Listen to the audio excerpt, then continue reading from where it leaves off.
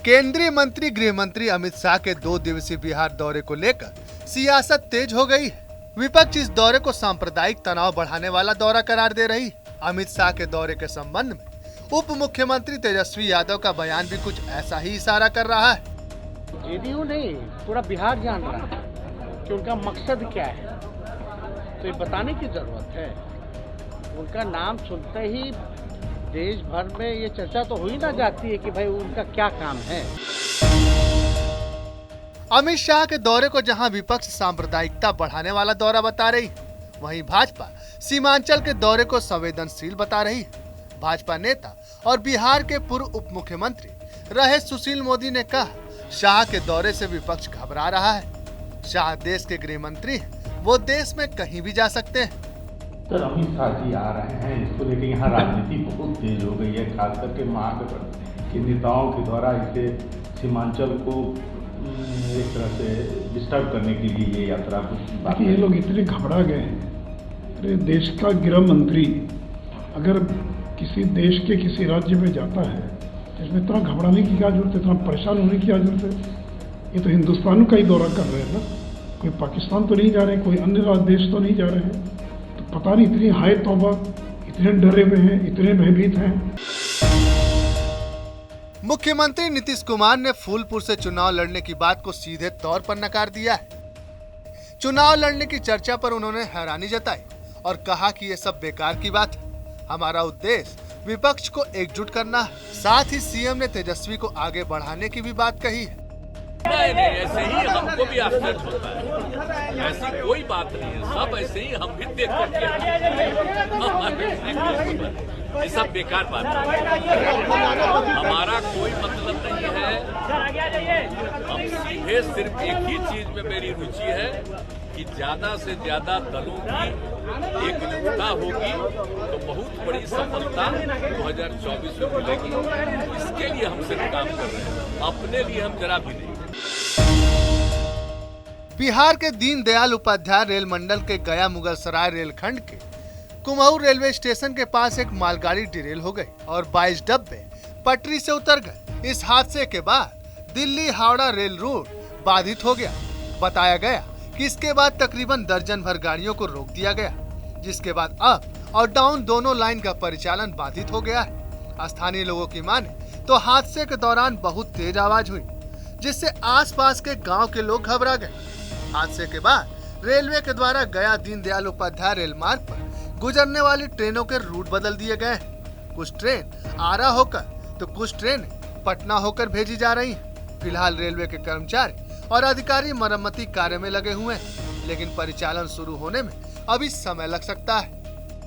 हमको नहीं चला तब वो सीन देख ली चल के सासाराम के जगह। ये कौन जगह है? कुम्हऊ। अच्छा। कुम्हऊ स्टेशन ही।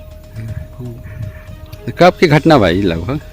अभी हमला बता सकते हमारे कहते मैं सुबह पता चला जब घर से निकल रही तब अभी वहाँ से पटारी से। अच्छा।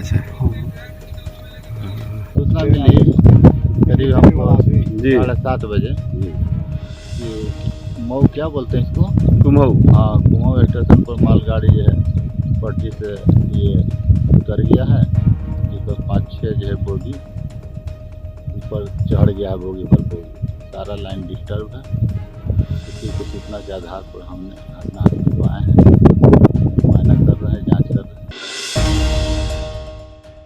बिहार की सबसे बड़ी पार्टी के मुखिया लालू प्रसाद यादव आज अचानक ही पार्टी ऑफिस पहुंच गए। लालू के कार्यालय पहुंचते पार्टी के तमाम कार्यकर्ता उनके स्वागत के लिए उमड़ पड़े। वहीं दूसरी तरफ पिता लालू यादव के पार्टी कार्यालय पहुंचने की खबर मिलते ही प्रदेश के उप मुख्यमंत्री तेजस्वी यादव भी आनन फानन में पार्टी दफ्तर पहुंच गए। लालू प्रसाद के पार्टी कार्यालय में राजद की राज्य परिषद की बैठक में बोले कि भाजपा को 2024 में उखाड़ फेंकना है। जनरल राज क्या राज शुरू कर दिया बीजेपी वाला, तो जनरल राज का रिजल्ट लगा रहा है। आप है सर, इनको कोई मौका नहीं देना है। सब चर्चा जो किया वो आना चाहता है, लौटेगा नहीं। 24 में भाजपा को हम लोग उखाड़ फेंकेंगे।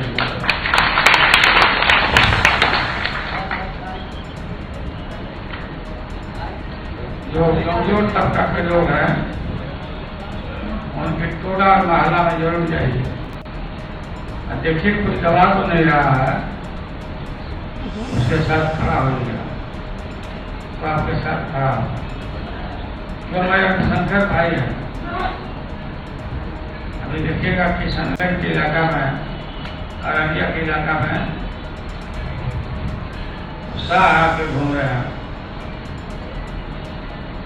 जरूर इसके मन में काला है, चाहता है लोग आपस में लगा के और हम शक्ति को प्राप्त करें। हम लोग सजग हैं, नीतीश कुमार सजग है, हम लोग से बात होते रहती है। आप लोगों को भी पूरा ध्यान रखना है इन चीजों का, कभी भी कम्प्रोमाइज नहीं करना है। बिहार के पूर्व उप मुख्यमंत्री और बीजेपी के राज्यसभा सांसद सुशील कुमार मोदी को जान से मारने की धमकी मिली है। बीजेपी नेता सुशील मोदी ने खुद इसकी जानकारी दी है। सुशील मोदी ने वीडियो शेयर करते हुए कहा कि पश्चिम बंगाल के पूर्वी वर्धमान जिले से धमकी भरा पत्र मिला है। सुशील मोदी ने कहा कि पुलिस अधिकारियों से कार्रवाई का अनुरोध किया है। धमकी भरा खत अंग्रेजी में लिखा है। पिछले दिनों मुझे एक धमकी भरा पत्र मिला है बंगाल के पूर्वी वर्धमान जिले से, और जिसमें मेरी हत्या करने की धमकी दी गई है। और जिस पत्र में ये कहा गया है कि मैं आपको सूचना देना चाहता हूं कि मैं टीएमसी का नेता हूं, ममता बनर्जी देश की अगली प्रधानमंत्री बनेगी, आप नरेंद्र मोदी और अमित शाह के पालतू कुत्ते हैं, और नीतीश कुमार ममता बनर्जी जिंदाबाद, आपकी हत्या कर दी जाएगी। देश में पितरों का पिंडदान वैसे तो कई जगहों पर किया जाता है, लेकिन औरंगाबाद जिले के पुनपुन में पिंडदान का एक अलग ही महत्व है। यही वजह है कि पितृपक्ष के अवसर पर अपने पूर्वजों को प्रथम पिंडदान अर्पित करने के लिए इन दिनों सिरिस स्थित पुनपुन घाट पर देश के कोने कोने से पिंडदानियों का तांता लगा हुआ है। हालांकि बाहर से आए पिंडदानियों के लिए यहाँ पर किसी प्रकार की कोई सुविधा उपलब्ध नहीं हो पाती, जिसके बारे में यहाँ के पंडे कई बार प्रशासन से गुहार लगा चुके हैं। झारखंड विधानसभा के महागामा सीट से कांग्रेस विधायक दीपिका पांडे सिंह का एक अलग रूप देखने को मिला। महिला विधायक दीपिका विरोध प्रदर्शन करते हुए सड़क पर जमे 2 फीट गंदे पानी में बैठकर स्नान करने लगी। दरअसल महागामा विधानसभा क्षेत्र से गुजरने वाले राष्ट्रीय राजमार्ग 133 की सड़क की स्थिति दयनीय हो गई। आए दिन इस जगह दुर्घटना होती रहती है। एनएचआई के अधिकारियों द्वारा लगातार सड़क मरम्मत के नाम पर केवल आश्वासन मिलने से नाराज महिला विधायक ने विरोध प्रदर्शन का एक अनूठा तरीका अख्तियार किया। ये जो सड़क है वो NH 133 था और सभी कोई जानता है इस बात को कि सड़क को की मरम्मती हो चाहे सड़क का निर्माण हो वो केंद्र सरकार के पास है। मई के महीने में यह सड़क NHAI को दे दिया गया और इस रोड का कॉन्ट्रैक्ट भी अखबारों के माध्यम से हम लोगों को ये जानकारी हुई कि किसी कॉन्ट्रैक्टर को दिया गया। इसका काम जल्द क्यों नहीं शुरू हो रहा? राज्य सरकार का इसमें इस सड़क पर कोई योगदान नहीं हो सकता, ये केंद्र सरकार के ही नियम के अनुरूप है। इसके बावजूद जब से हम विधायक बने हैं, यह सड़क बिहार में का भी कुछ हिस्सा इस सड़क पर आता है, फिर भी PWD से बोल करके हम लोग इस पे कभी कभी भराव कराते रहे हैं और सड़क कम से कम चलने की हालत में रहे, उस तरीके उसको बना करके हम लोग रखें। झारखंड सरकार ने राज्य के कर्मचारियों के लिए पुरानी पेंशन योजना का ऐलान कर दिया है। साथ ही सरकार ने कर्मचारियों को यह मौका भी दिया है कि वो अपने स्तर पर नए और पुराने पेंशन योजना में से किसी एक को चुन सकेंगे। कर्मचारियों को 15 नवंबर 2022 तक विकल्प का चयन करने का समय दिया गया है। इस संबंध में कर्मचारी को शपथ पत्र दायर कर जानकारी देनी होगी कि वह किस योजना का चुनाव कर रहे हैं। सरकार की ओर से इस संबंध में अधिसूचना जारी कर दी गई।